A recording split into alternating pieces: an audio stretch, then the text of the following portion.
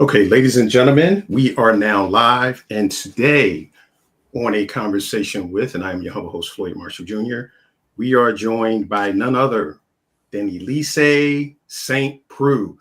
Yeah. This brother is such a phenomenal and consummate filmmaker, and reading his bio, let me tell you how awesome he is. His bio is so dope and so filled with so many accolades and awards that I had to stop reading it, go get my wife and say, come here, because I got to read this. I got to read this. No, you And didn't. yes, I did. Yes, I did. Because as I was reading, I was like, okay, ABFF,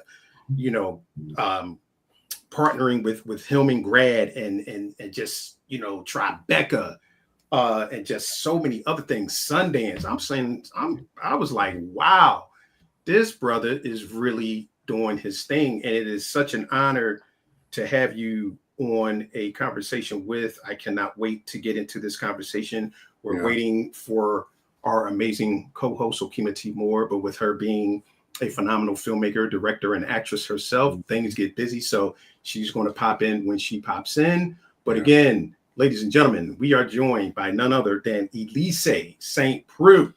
Welcome to A Conversation With. Oh, thank you, Floyd. I'm so elated to be here, man. It really is a pleasure to do this and speak with you, brother. Absolutely, absolutely. Yeah. So one of the things that I like to ask all of my guests when we get started is, how did you get your start in the film business? Yeah, I mean, I'm self-taught. So I didn't go to film school. Right after college, I went straight into IT. My degree's in IT, but I did add a minor in theater because I fell in love with the stage like my senior year of college. And that's how it kind of all got started is I fell in love with the stage and I fell in love with acting. Then I noticed quickly acting was going to be a long journey. I said, okay, if acting is going to be a long journey and we're in our new day age, can I create content? So I started to teach myself how to write and direct so I could try to cast myself in my own films. Funny enough, I only cast myself in my own films once because I fell in love with writing and directing for a whole different reason. And I still acted to this day, which kind of made me this multi-hyphenate that was like, okay, my biggest job, my biggest duty, I feel like, to this world, if anything, is to be a storyteller, an artist that just tells stories, and that's how that all happened. I started to just make short films. I'm from Miami, Florida, so I moved from Miami to Atlanta and started to make short films. And through those short films was like my own film school. It was like my trial and error period of just trying to understand, okay, what does, this position do? What does this position do? Learning a bit of everything, along the way while also encompassing everything together and just trying to make it happen until, I got into my first fellowship. And I think that's when it was a big hit of oh, I see what the business is, and then learning more about the business that way. So I would kind of say that's how I got my start, is just falling in love with acting, which led me into writing and directing to create my own, movies and my own stories and kind of put the torch in my own hands, to kind of make it happen that way. Yeah. Wow. So welcome to our amazing co-host, Okima T. Moore. Yeah. Hi, girl. Can't hear you. I can't hear you. Oh, well, yeah, your mic is. How's that? There you go. Okay. Yeah, I apologize for being tardy to the party. I took my nephew to college for his freshman year today. Oh, so I'm just getting back home. What college? St. John's. He's going into forensic psychology. Oh, wow. Oh, that's incredible. So that is Auntie Kima was on duty, but Okima, the co-host, is here. That is amazing. Oh my gosh.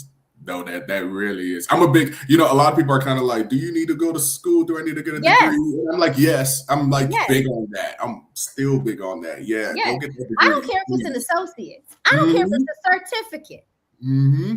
Go learn how to, because everybody wants to work for themselves, but nobody knows how to balance a sheet. Go work somewhere. Go learn something. If it's not, I don't care if it's vocation. Go be a listen. Yeah. AI cannot fix my toilet. Mm-hmm. AI cannot build my house. AI cannot change my tire. Go find a skill or something. Or if you want to be a solopreneur, an entrepreneur, or a filmmaker, because how many, Elisee, how many filmmakers do we know that tell you that they're producers till you ask them to show you their top sheet, and then they're like, huh? Oh yeah. Oh yeah. Yep. Or they want you to do a SAG project, but they don't have an actual company with articles of incorporation to give to SAG to be able to be approved as a signatory. So yes, I'm here for all the schooling. I mean, not the debt. Yeah. But the schooling. Yes. Schooling. Hi, Elisee. Thank you for coming on with us. I'm so proud of you. Thank you so much. It really is a pleasure to be here. And oh man, what a journey it's been so far. Listen, I remember when we was chasing the Gotham Child. Come on. Yeah. Yeah. Come on. Yes. Yes. Yes. Come on. I mean, everything happens for a reason, and everything happens when it's supposed to happen. I truly believe in that. It's really hard to just be patient and like let things move. But I feel like if you're just working, doing the work, things are going to come, naturally. Like everybody's going to get to where they want to be if you are persistent, if you just don't quit, truthfully. Yeah, that is so true. And it's interesting, like they say, the 10-year overnight success. 10 years is cute. Ain't it though? It took me number. It took me 25. Wow. It took me 25. But you know what though? And that's okay, because I think that if things that are happening now would have happened at the 10-year mark, then I would not have been prepared. Because I've learned so much from so many people such as yourself that I can sit down and have an intelligent conversation. I know what to do, I know how to move, and you have to learn that, you have to grow into that. And so many people as you were saying, they're so impatient to get to that point. But oftentimes when you're dealing, and let's take this business. If you're dealing in this business, patience is a must, and it's a virtue, because you're dealing with people's money. And people don't like people. People don't. Yes, or your own. And if you're indie shorts, it's probably not nobody else's money. True that. Been there, done that. But when you're dealing with your money or other people's money, your goal is not to waste that money, because you know what, that you may never get that shot again. So patience is something that you better have. And if you don't learn it, you better sit down and get you some. But we were talking. Patience and learning is what got you here, Elisee. Absolutely. And we were talking about how he got started. Yes. Yeah. All self-taught, honestly. And just a lot of just pushing, just putting, like, doing stuff. And honestly, now that I think about it, it was doing the films and then trying to put them out there as well. I feel like earlier on, I was in this mindset of truly not caring about what people think. It was like, well, if I'm in this era of trying something new on a higher level, because that was like my biggest thing of like, okay, I've been in the arts, but how can I now like really step into it and say, this is what I'm going to do. I want to do this professionally. Let me really learn what this all means.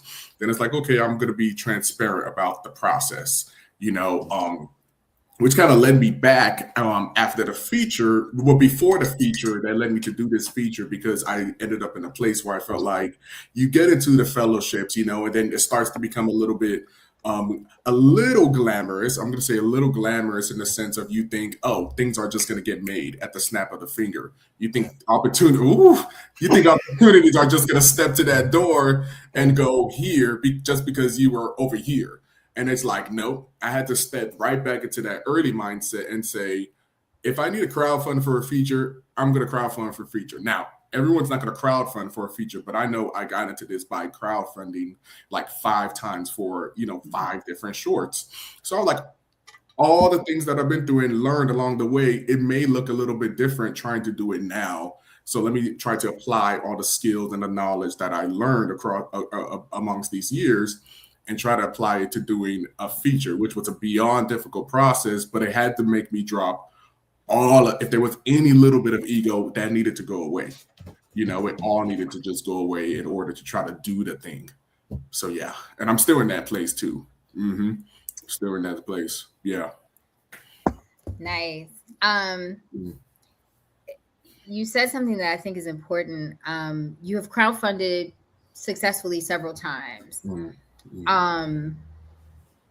And there's a lot of people that, you know, want to crowdfund. They're not very good at it, or they don't know how to do it, or they did it once and it didn't happen, so they don't do it again.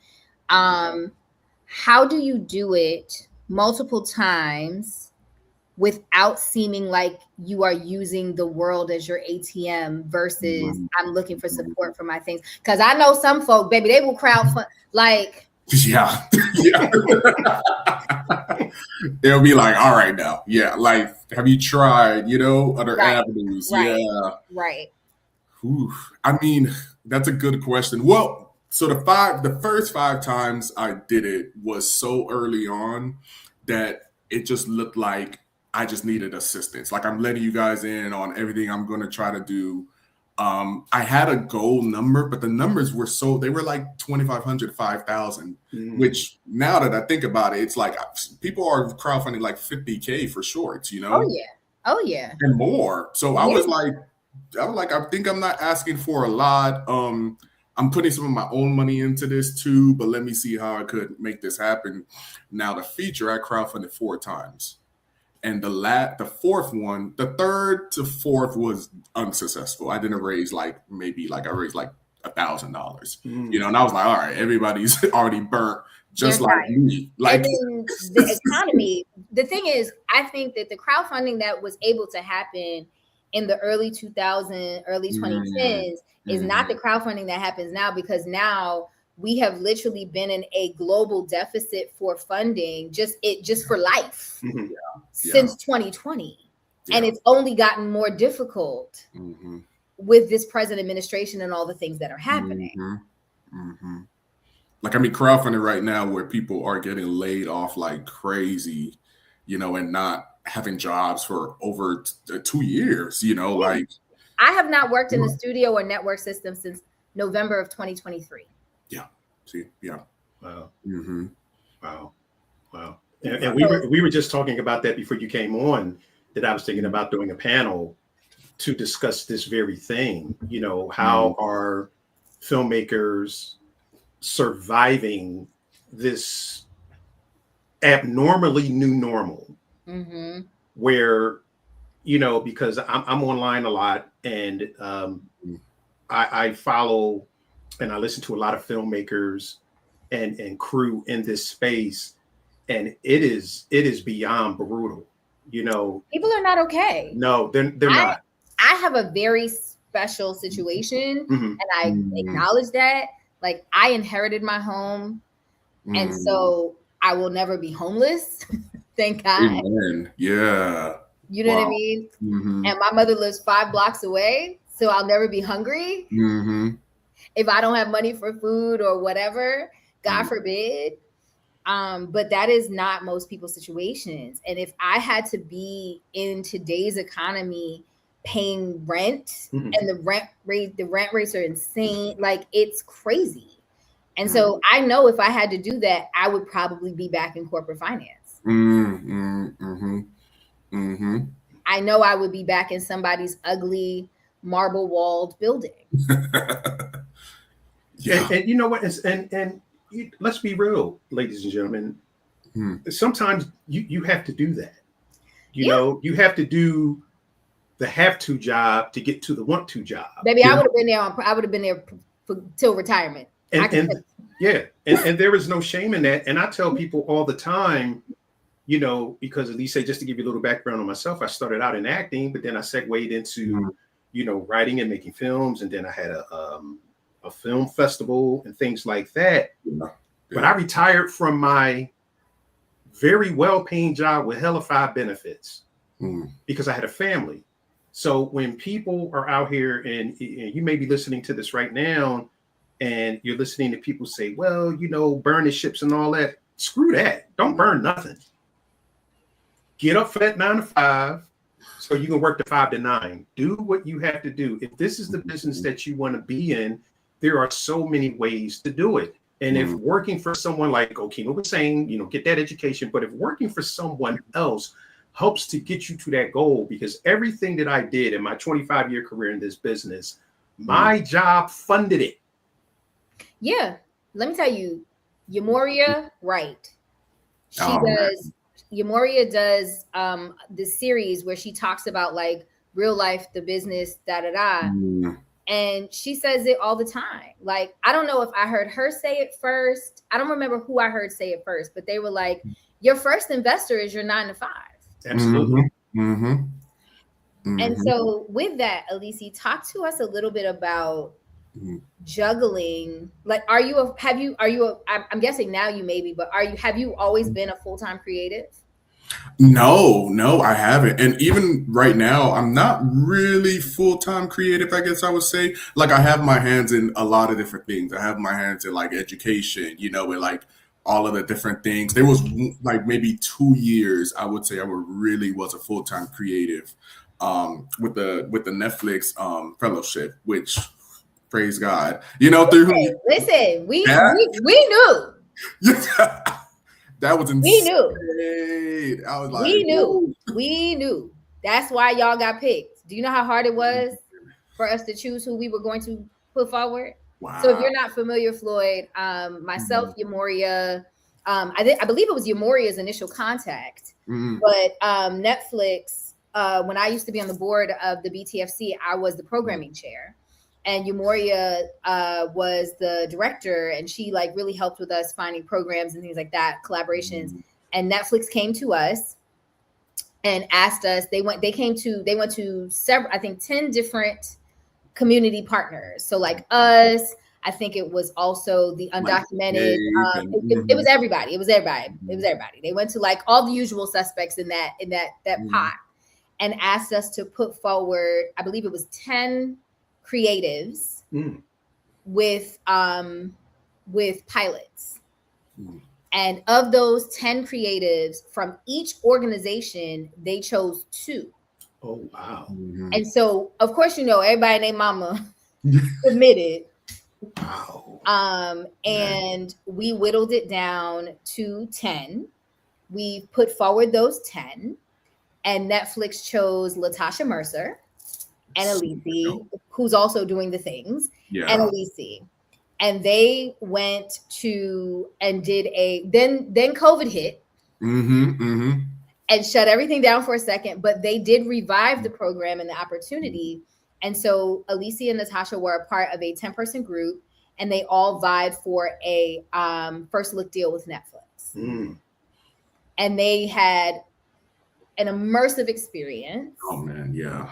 And it was a very big leveraging point. I know, Elisee, you leveraged it for many things. That's how Latasha got into Mara Braca Keel's Writers Colony. She was in the inaugural cohort. Yeah. And so there, again, it's like the opportunities that you chase are the opportunities that you find. And what was the craziest part about, one of the craziest part about all of that?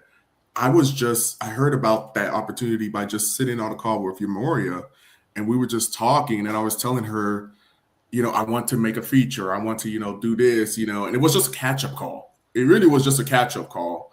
And then she kind of put in my ear a little bit, like something may be coming. Right. Because we couldn't say anything at first. So because I used to do office hours. Yes. And I remember it was Latasha that I was talking to for office hours. And I was like, so something might be coming. It's insane. You just never know where, who, and it's always about like, are you staying in the work? That even with the Gotham. Remember, I think you had reached out, and at that time the BTFC was kind of winding down. And Lamu sent it to me, and I was like, oh yeah, I'll see if I can make a connection. Yeah. And that's because I used to do a bunch of things with the Gotham. And like, it's so funny. I'm in the project market this year. Oh yeah, congratulations. Crazy. Thank you. A doc that I'm producing with Sakia Dorset. But yeah, but you asked. He literally sent an email to the BTFC because he had already gotten an opportunity through us. He was in community. He knew at the time we were kind of everywhere. We kind of had fingers in all the pots. And he was like, hey, I'm trying to connect with these folks. I have a feature that I'm trying to get done, and I'm trying to connect with folks so that I can get some partners for it. Is there a way the BTFC can help? And Lamu at the time was one of the co-presidents, and he was like, Okima, I was like, Kia. Because one, I knew Kia from like very early on. I had been on panels with the Gotham like through COVID and some other, but also Kia was on the board of New York Women in Film and Television with me at the time. Wow. And so I was like, oh yeah, I'll call Kia. Always.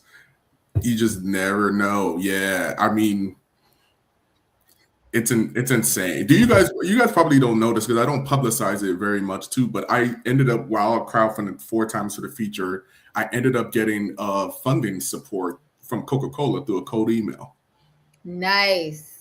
Which was like crazy. And I have a list of like 1,500, almost 2,000 of just people I was sending crowdfunding because I had a fiscal sponsor. So I was using that as like internal donations. And out of all the people that responded, Coke responded.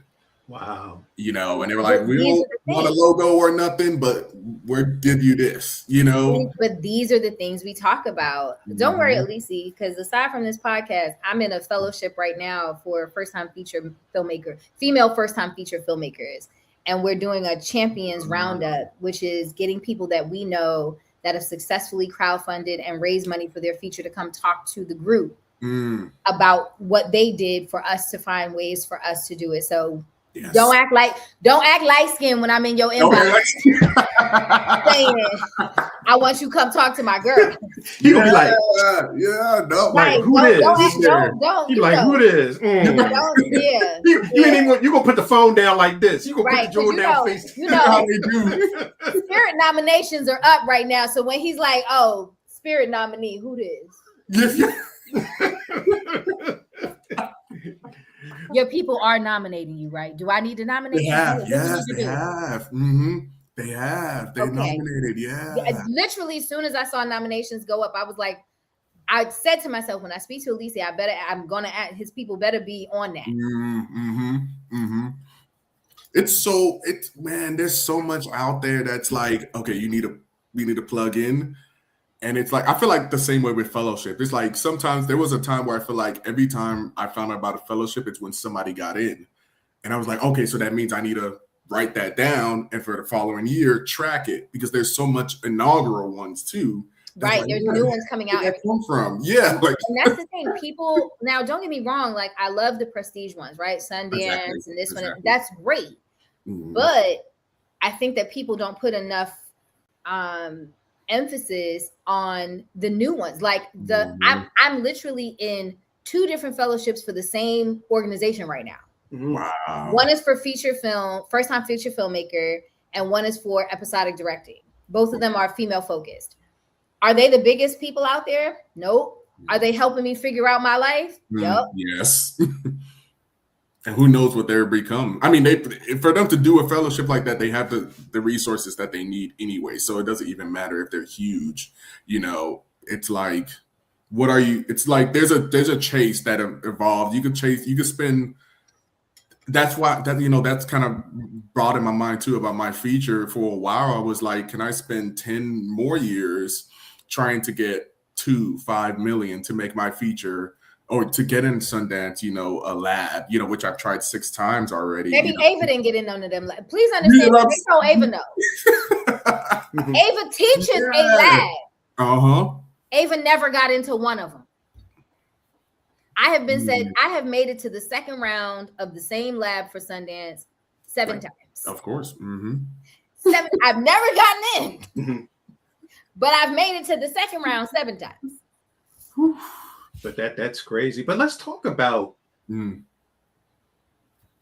film and the fact that you started writing it in 2020 and it took you 4 years to get it done.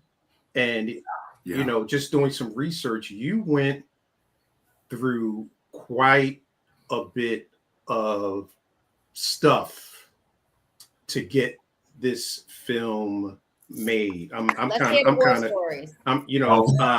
Well, let's talk about, yeah, the because I was listening to a podcast you did, and I'm always fascinated by people's stories once they hear no. So with this film, you heard no quite a few times. So with that, how did you find the will to say to yourself, you know what, in spite of that, I'm going to still make this film? How did you do that?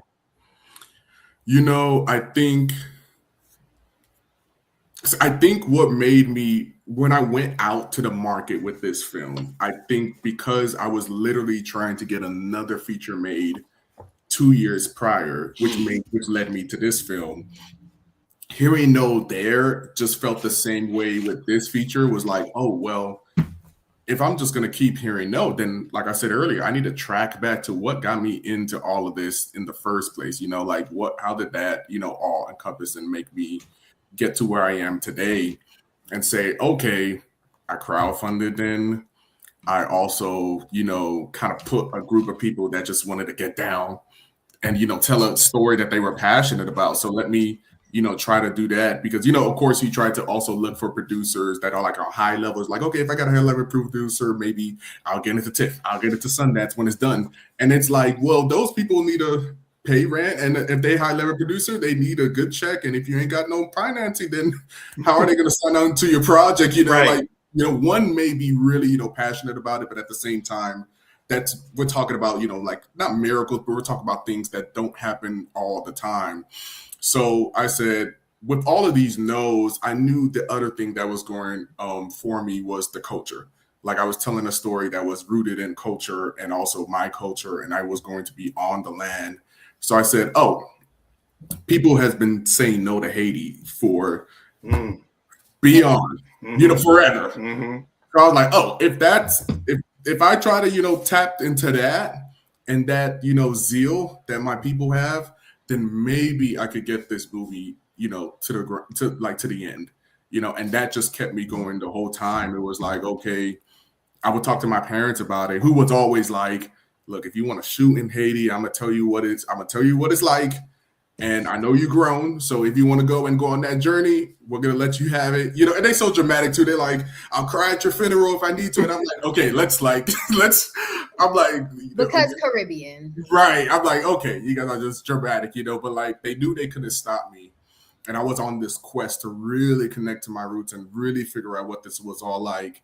And I always say this statement, I knew it was going to be difficult, but it was 10 times more difficult than I could have ever imagined. I always say that statement, and I truly still believe it. But now I'm like, the next thing I do, I know how, because of everything I learned, I'm glad I learned it now. And then when I shot it, so I could go into the next venture and use everything that I learned, But those no's were like, brush it off the shoulder, because the way people be treating Haiti, I need to shift that. I need to flip that on its head. I need to change the narrative. Yeah. And a follow-up question, because it's interesting. Yeah. Because you shot it in, what was the name of the town? It's called Cap Haitian. Cap Haitian.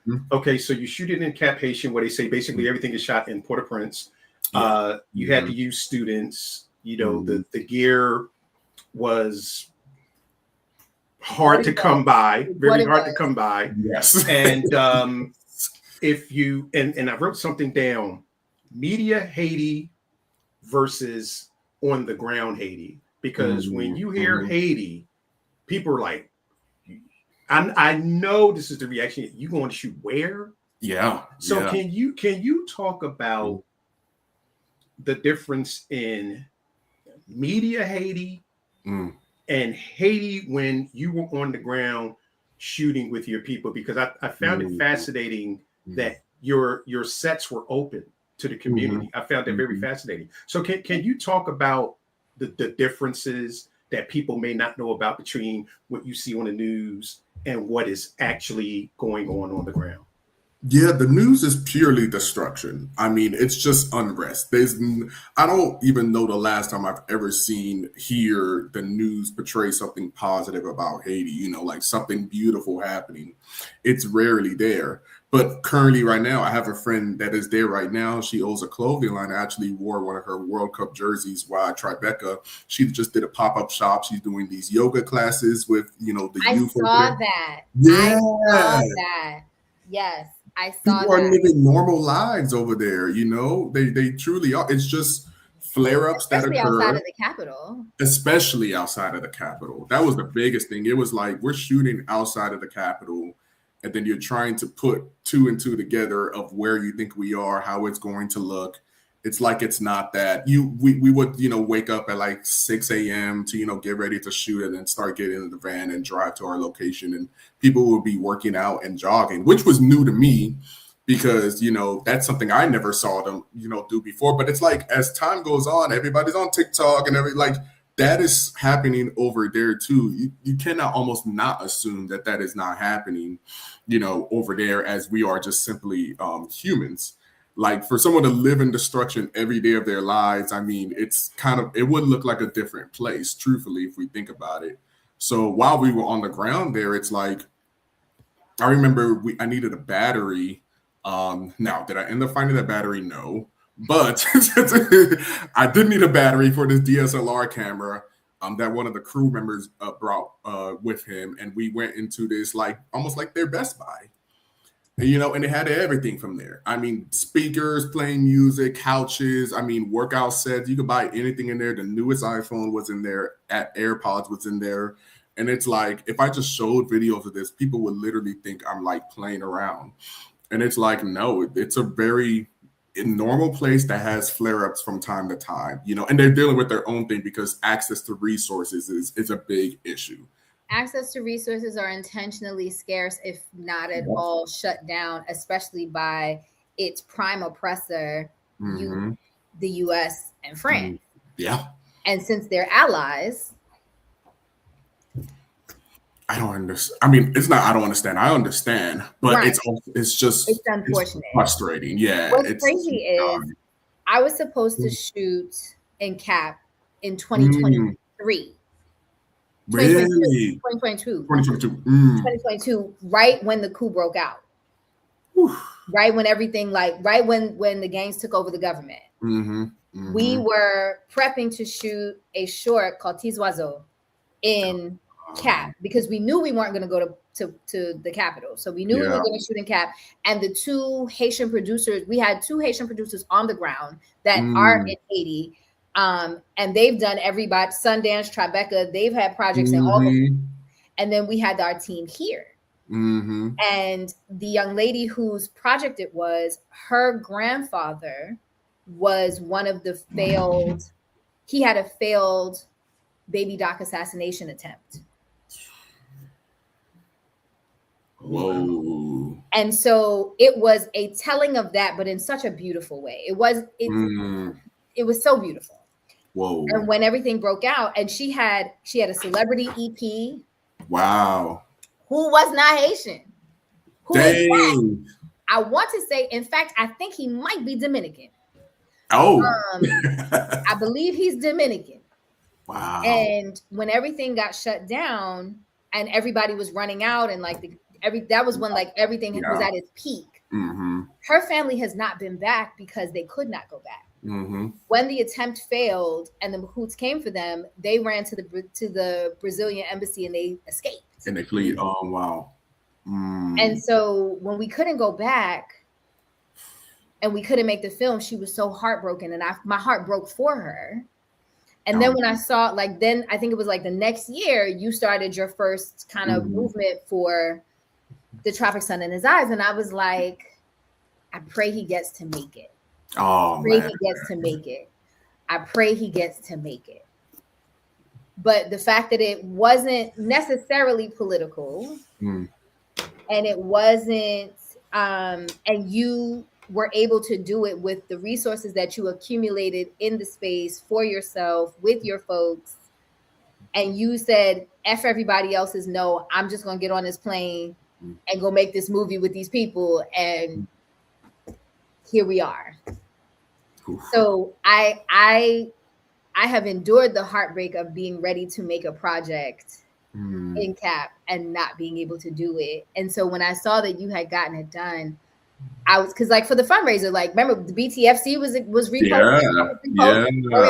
We were all we were all reposting. Trying to make sure we, but when you got it done, I was so proud of you, but I was also so happy because I know the heartbreak of literally preparing to go shoot in this beautiful place. For that one was a much heavier story, but how she wrote it and how we were going to shoot it was a beautiful thing, and the heartbreak of not being able to do that. So when I saw that you had done it, I was so happy. Like, you have to understand how many Haitian filmmakers were so proud of what you've done. How many Caribbean filmmakers, like for me, I'm Guyanese and Bajan. How many Caribbean filmmakers were so excited about you going back home and making this project, not about the war, not about the Macoubs, not about Baby or Papa Doc, not about none of that, but about family and telling a universal story that just so happened to happen in your home with the beautiful backdrop of CAP. Right? That is the thing that is amazing. Like, it literally me and another Guyanese filmmaker of mine, that gave us the impetus to be like, all right, it's finally time to go home and tell a story. Like, I'll be home in November for a couple of days because my dad is not doing so well. So I'm going back to, my dad is Guyanese, my mom is Bajan. I grew up in Guyana, my dad. I go back to Barbados as well, but I'm going back to Guyana to see my family. But we have a development meeting when I go home because he lives at home. Oh, wow. And that was literally, you were part of the inspiration for us to be like, all right, we got to get on it. Okay.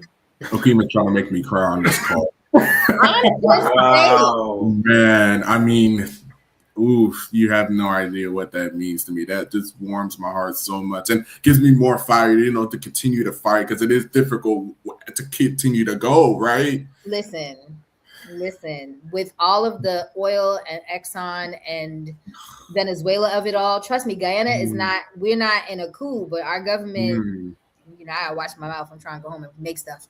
I know, right? It ain't gonna be easy. Let's put it that way. Yeah. But oh my gosh, your I hope tenacity, she gets to make her film. No, your tenacity is a reminder that nobody said that worth it was easy. Wow.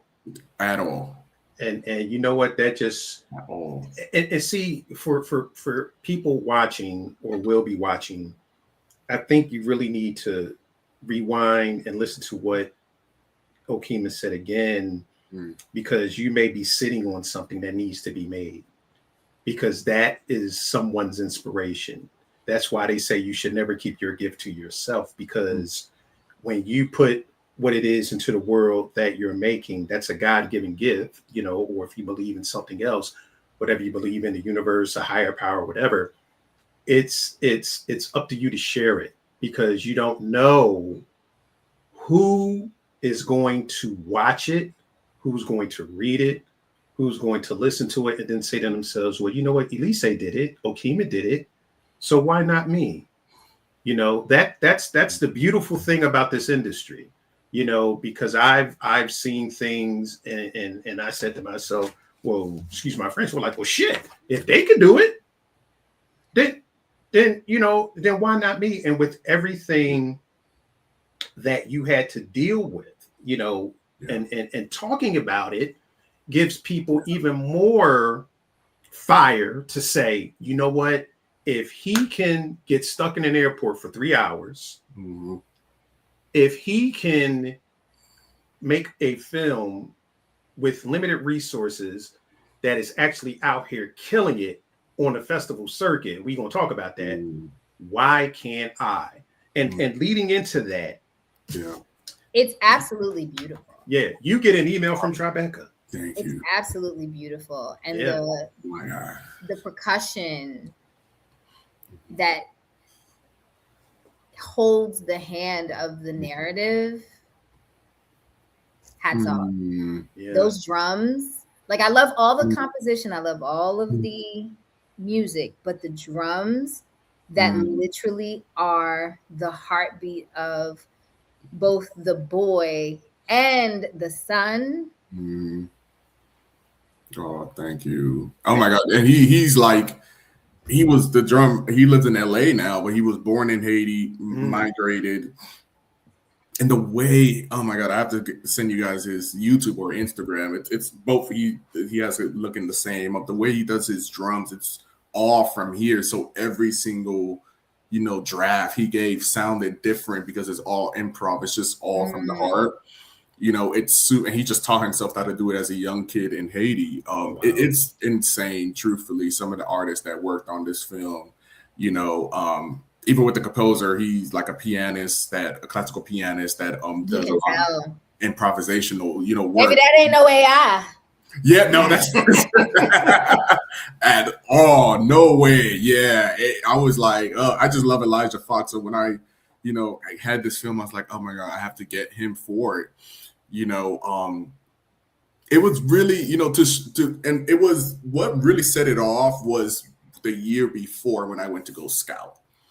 When I went to Haiti to scout the year before and just do this truly like internal, type of development, the moment I got back, I went right back into the script because it was just, I got, everything happened to me, everything you could think of. I got sick and like, I was like, now I think about it, I was like, that was supposed to happen. Like, you're supposed to have that experience so that when you get back here, what you're taking for granted, then you learn, oh, these are the things that I need to highlight more in the story and, visually too with the film so that people here can understand there better. Then my cinematographer and I literally sat down. I was like, we're just going to let the land do its thing. We're just going to put the camera where we think it needs to be best and let all the movement go around. Just like you said, Floyd, it wasn't the sets weren't shut down. No, it was all open. And we just wanted people to see how human these people are and how beautiful and rich this place is and how there's like a classical feel to it. There's a colonial feel to it, in the architecture and the color palette, how vibrant it is. That was real in the color sessions, They're like, we need to make everything exactly how it looks in real life, and it's just really vibrant. That was all intentional. The story was already intentional to not include anything, that had to do with the unrest. That was intentional since I'm telling like a healing story. But I do truly believe all of that needed to happen in order for the film to get made. Because upon research, I kept researching. I was like, when somebody's doing something good and possibly new, what comes with that? And all of the great books you read and everything is going to tell you are going to just walk through fire. You have to walk through fire so you can find that light at the other end. And oh my God, it was like impossible. But then you get an email from Tribeca after rejections, and it was like, well, maybe, by that time I already had 4 rejections from like the big ones, and I was like, okay, you start to think and go, it's so crazy how your mind works. And then you start to go, ooh, is the film good? Like, is it good? Yeah, it makes you question yourself. Yeah. But what people also don't realize is, especially for the later announced, once they see like a Tribeca or whomever accepted, even if you didn't get accepted, now they see they have to. People don't realize that is how that works. Yeah. A programmer would be like, I know that the jury didn't, but we have to have it here. That's right. Mm-hmm. And you'll never know that you weren't originally accepted, but because you showed at XYZ, now they look crazy, right? If they don't bring it, because you can't be the one that didn't. Right. And then they be like, well, what's wrong with y'all? Right. Yeah. Right. What's wrong with y'all? Right.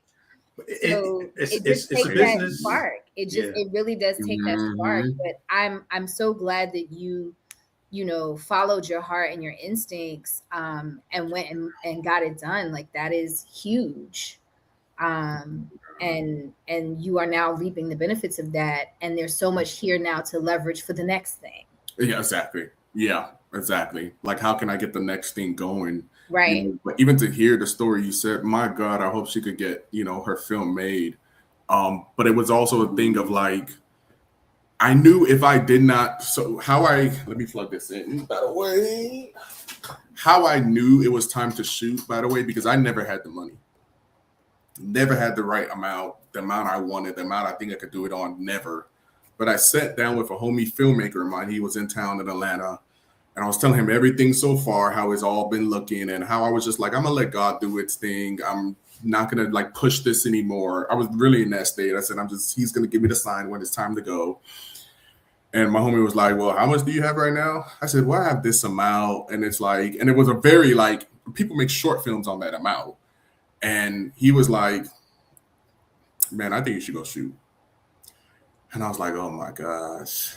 I was looking for God's sign, and here he goes telling me I should go shoot. And now I'm scared as hell. And I'm like, really? Like, really? He's like, no, go. He's like, go shoot. Because I think people really just don't estimate the power of at least getting it in the can. I don't care if you don't have the money for post.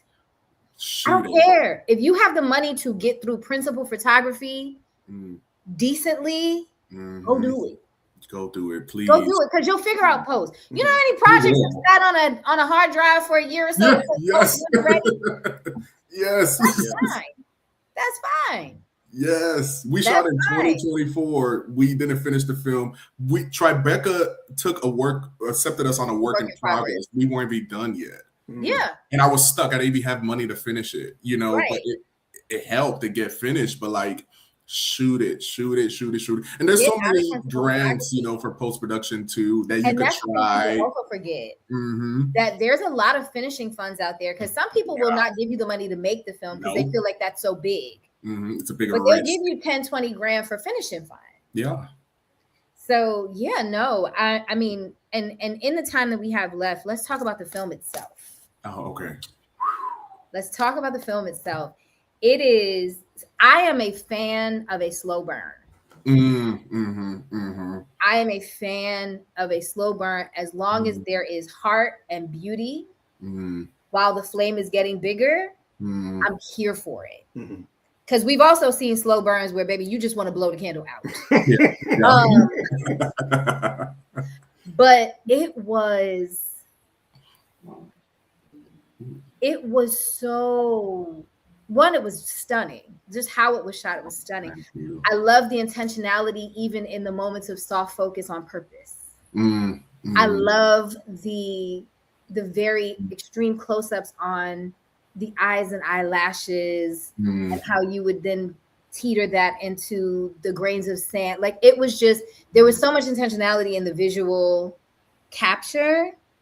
But my favorite thing was you gave Caribbean men and boys space to have humanity. It was about toxic masculinity. And I mean, he started off a little, story, you got to start somewhere. Yeah. But you gave, it is the space that you gave 3 generations of males to be flawed, vulnerable, hurt, joyful. You showed the joy of Haiti in the opening sequence with the traditional dance. And then when he was with the young lady, the compa moment, like, you gave all of these, you hit all the things: joy, vulnerability, hurt, heartache, restoration, love, family, anger, and you let them breathe on the film. You didn't rush through any of those emotions. You didn't run through, you didn't avoid. You let all of it breathe on film with these chocolate Caribbean men. They chocolate now too. It's crazy. Baby, listen. Yeah. listen. And it's crazy. So, yeah. Right. It's a visual and a feeling and an intention. I can say, as a Caribbean girl with brothers and a 12-tribe Rastafarian father, Ooh. it is not something that is given, especially for our men. Yeah. No. And it was beautiful. And like, I know Floyd is our resident crybaby. Absolutely. I'm a crier. And so me too. It's insane. I'm a crier, bro. Floyd, as a man, as a father, as a husband, as a brother, like, how did you feel watching it? It felt dignified because we get so much, as the saying is, Black trauma porn. And, you know, it was everything but that, dealing with mental health issues, dealing with the reconciliation with his father and also with his brother, with his family, seeing how the relationship developed between him and the young boy. And as I was sitting there watching it, I was saying, the young boy thinks that the man is important to him. But in my estimation, that boy was more important to the man than the man was important to the boy. Because I felt like the little boy was the restoration for his Yes. Because the boy allowed him, because as you know, as a community initially said, when it first started off, he was very closed off. Yeah. But what the young man did was the young man allowed him to open up, to be vulnerable, to tap into his feelings. I don't want to give too much away because you got to go see it, you know, when he jump in the water and things like that. And then, you know, saying, you know, we'll always be connected. And again, you know, like Okima was saying, it gave men the permission to be vulnerable. Black men, the position to be vulnerable, because we're always talking, you got to be strong, you got to do this, you got to do that. Don't cry. You got to keep it close to the vest. And that will put you in your grave. Oh my God. It will put you in your grave. So I thought that it was just so beautiful how you saw his transition and you saw his growth. Because how would he have reacted at the beginning of the film if for some reason he had run across his brother and they had the conversation that they had at the house when he was talking to his brother? What would have been his reaction if his brother had said that to him way back when he first met the little boy? Totally different. But because on the journey you saw, and it was kind of like the hero's journey. I was going to say it was. And someone when I read it somewhere, they said that it was like a you know, on Odysseus, you know, like a journey. Yeah. So it was his journey of maturing and seeing what a real man is. A real man is in touch with his feelings. A real man cries. Yeah. A real man asks for forgiveness. Yeah. You know, so yeah, that's what I got. But really quickly, there was this one scene that I found so funny. And this just really showed the authenticity of the film when he was sitting outside eating and the woman was talking to him and she said something that was bars. She's like, "Tell me about your father." And he starts to go in and she was like, "Tell me about his qualities." And I say, yo, because most people will sit down and do the blame game. But she was like, "You're not going to do that. I want you to tell me about his qualities." But the scene was when he was splashing the water on his face and you saw the woman in the background, like she was crossing the camera and was she just someone, because again, you said your sets were open. So when I saw her going down like that, I would say, is she in when he was splashing the the water? And somebody in the back was, listen, this film real natural. Okay. That's the best way I can say it, real natural. When I saw that, I was like, I don't think she's part of the cast. Because she was like this. I was like, oh, she's trying to cross without getting in anybody's way. You know, which is so funny. Some of them would do that. Like some of them will be very, you know, attentive. Some would not care.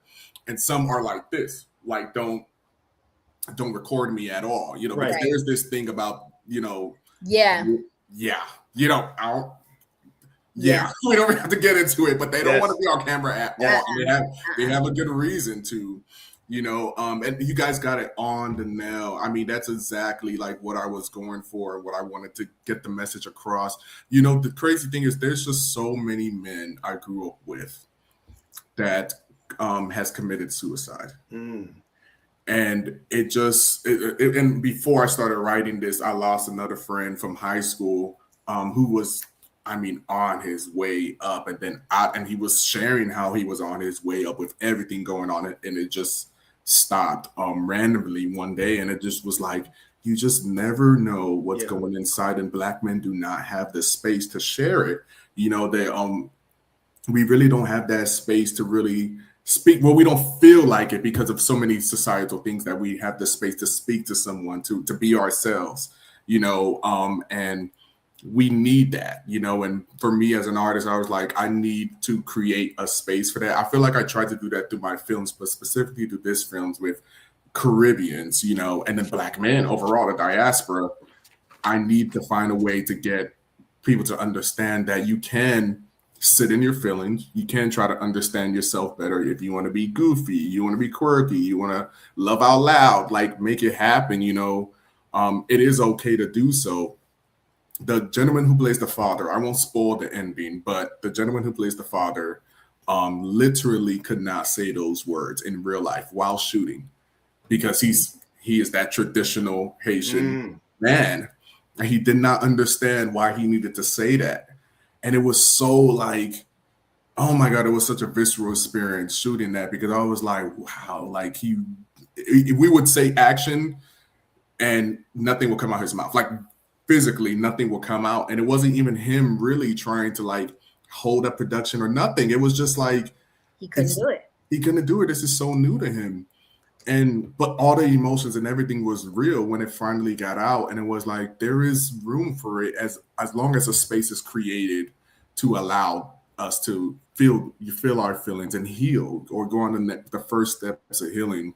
And I feel like my country needed a story like that. I feel like we all need a story like that. We just need to know that it is okay to forgive, and it is okay to want things to look differently. But if there is room to reconnect, then let's try it out, because maybe it may take some of those things that you are dealing with inside, and we all are dealing with a lot of things, that boy, he is literally like himself throughout the whole movie. I didn't have to tell him a thing. He is one of my favorite things of shooting this movie and the film itself. He is just so naturally himself. And I was like, oh, this is really actually influencing the lead character. I mean, I wrote it that way, but now we have humans telling this story, and it's happening, I had a really spiritual time shooting this movie. It was nothing of what I expected, but as I watch it, it feels different every single time. And when I'm in a big audience, I'm like, oh, the Haitians are laughing at certain things. I'm like, ooh, nice. It's giving Haitians those gifts. And then people are laughing overall at certain things, and then people are feeling ways. And then people are telling me that, oh, it made me want to, reconnect with someone that I'm not speaking to right now, and I'm like, oh, please, yes, do, because life is too short. Let's tell you real quick. Yeah. I had a rupture with a collaborator friend, and I was like, whatever, people do whatever. Rewatched the film so that I could have seen it fresh before we talked. Yeah. Something happened. I got in my feelings, like, whatever, yo, just, being a true Brooklyn girl, whatever. Yeah. That person reaches out to have a conversation about the rupture. I don't want to talk. I let them say what they have to say. And then I remembered the film. And I was like, and I literally thought to myself, if this person passed away today, would I be okay with not having said something? And I was like, listen, we're gonna agree to disagree on some things. Like, and I was like, and literally they called right before I'm rushing in the house trying to, and I was like, I'm late for my work job. I gotta go shoot a podcast. I gotta go. Let's do this. I'm frustrated, but I love you. We will talk, but I gotta go to work. Yeah. And sometimes that's all it needs to be. Literally, and what that person said to me was, I am too, but you have no idea how much it means to me that you are willing to, because I was like, listen, I love you and you're talented and you're worth it and you're worthy. I see you even in my frustration, I see you and I love you, but we do have some things to work out. But I gotta go. Yeah. And that's what this film does. It opens a dialogue. And you know what? It's not even. We watched it yesterday. Right. And it's not even saying that we're going to work it out. To her that way if I didn't just rewatch it yesterday. See, that's that energy. My truth. That's the energy. I don't know if I would have still been that hard. I've been played by all these people. F you, Brooklyn girl. But you know what? Elisee, that's another testament to this film. And see, this again goes back to, if you have something, you're not supposed to keep it to yourself. You're supposed to share it. Oh, please don't. Because you believe in that. You don't know the impact that what you have is going to have on somebody else. You just don't. So if you sit there, well, nah, I don't want to make that. Like she said, yo, go make it. Try to make it as well as you can. Exactly. But you know, make it, and then get that grant for those finishing funds. But by sitting on it, you are doing the world a disservice. You really are. You're doing the world a disservice. Of the talents. Talents were currency in biblical times for a reason. Money was literally called a talent in biblical times. And the bad servant was the one who did not take their talents into the marketplace for others to benefit from them, to make more of them, to make the master happy. Same thing.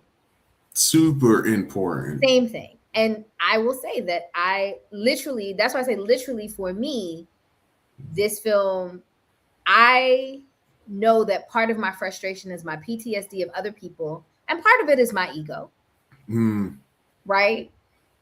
And so watching the transformation of the lead in his ego, his feelings, his distrust, his guilt, his non-forgiveness, all of those things get melted away by this one little precocious boy. And it literally was a line that the boy said that I thought of with this person in the moment when they were messing with his thing. I won't give it away. And he literally goes, "It's all that I have." And it made me think about my situation and the person. And I'm like, but in this moment, maybe that's their feeling.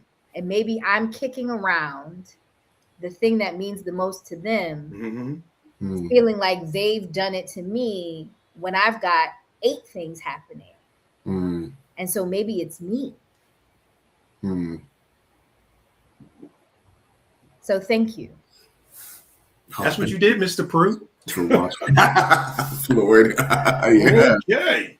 I mean, man, thank you all. Truthfully, I mean, I really just set out to do a human story, you know, but you just never know how it's not only going to be received, but how it's going to like resonate, Impact, right? Yeah. You know, like what's the impact? And I'm so glad because it was from the heart, comes from personal experiences too, and it's just all of that encompassed in one. And I always did say, I said, because you never know what's going to happen with a film, right? Like, is it going to stay on a hard drive? You know?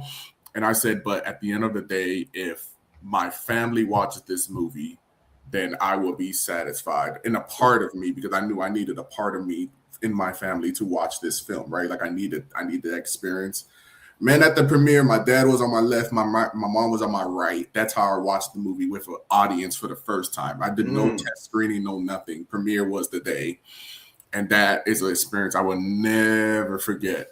you know. And my dad's a talker during movies. He loves movies, so he was talking, but not in the sense of like the way people be. He's like telling the narrative, you know, like and it's like you're not also watching it. Right. I have one of those. Yeah, I'm like, that is so funny. He does like onomatopoeias, you know, when things happen, and I'm like, so Caribbean. I'm like, all right. He's like, "Pachow," and like, "Koosh," and I'm like, okay, like that. I'm like, sir, like, there's people behind and in front of you, but like, it's just been such a pleasure to share this movie, and I always say I'm trying to take it as far as it could go, because I think with a film, you know, on the front end of trying to get it made, and on the back end, not ego and the industry tries to get in your head. It's like, oh, this needs to be in theaters doing this, and it's like, if the film is supposed to be this, then it's supposed to be this. But how can I share it across the world? If I need to take it, do independent screenings, which we've been trying to do and we'll be doing, it's like, talk to Dave and Kaya. Talk to Dave and Kaya. Oh, exactly. Talk to them. I only say that because literally Kaya's like my little sister, and I've been on the inside of their distribution journey. And it's been a year and change. Wow. Talk to Dave and Kaya, because they also have a beautiful father-centered, slow burn film. Talk to Dave and Kaya. So this has been amazing. It has. So what's next? What's next?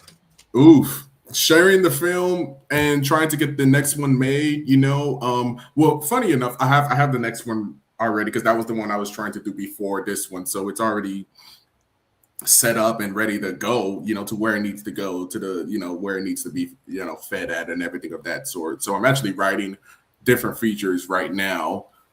So I'm always trying to be like 10 steps ahead. I'm always just writing and like wherever, but that's what's next. It's like getting this film, continuing to screen it at festivals and places, you know, taking it as far as it can, doing fun things with it, you know, like with the community, and then also trying to get my next one made while this is all happening, and then taking advantage of it.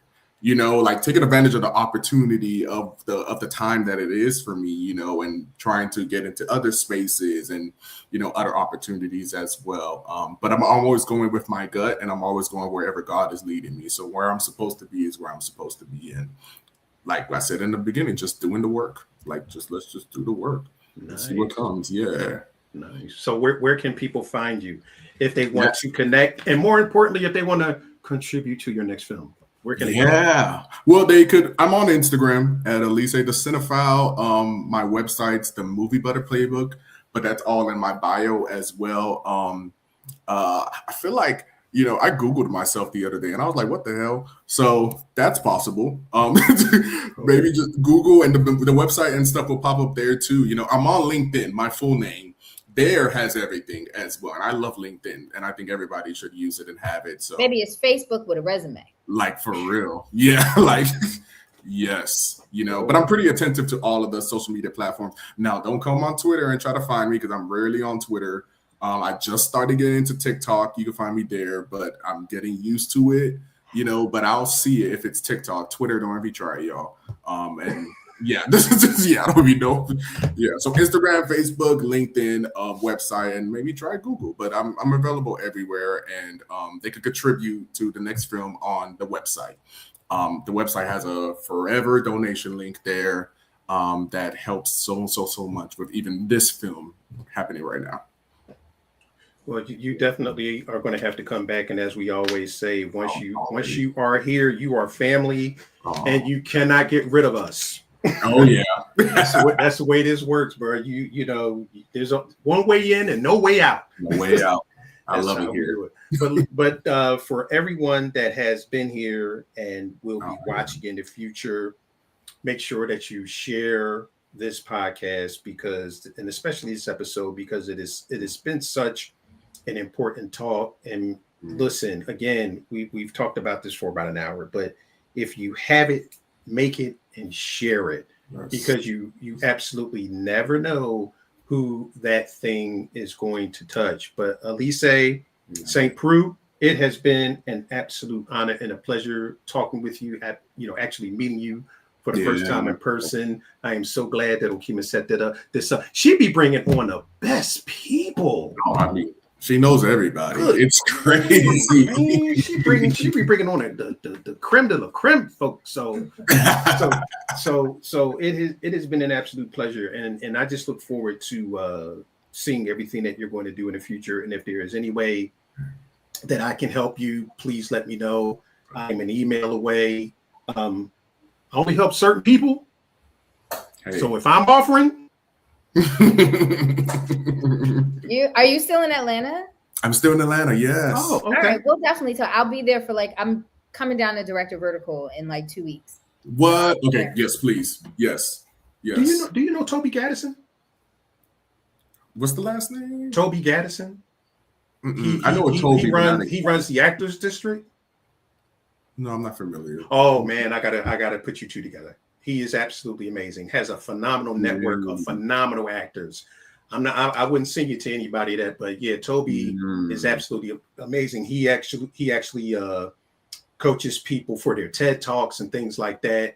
So that brother is absolutely phenomenal out of Philly. But again, ladies and gentlemen, thank you so much for joining myself, Elisee St Preux, and as always, my absolutely amazing, extraordinaire co-host, Okima T. Moore, and I am your humble host, Floyd Marshall Jr. Thank you guys so much for joining us on A Conversation With, and as always, love it like a hobby. Treat it like a business. Please treat it like a business. And on that note, everyone have an absolutely amazing, amazing night. Elisee, don't go anywhere. Yes, sir.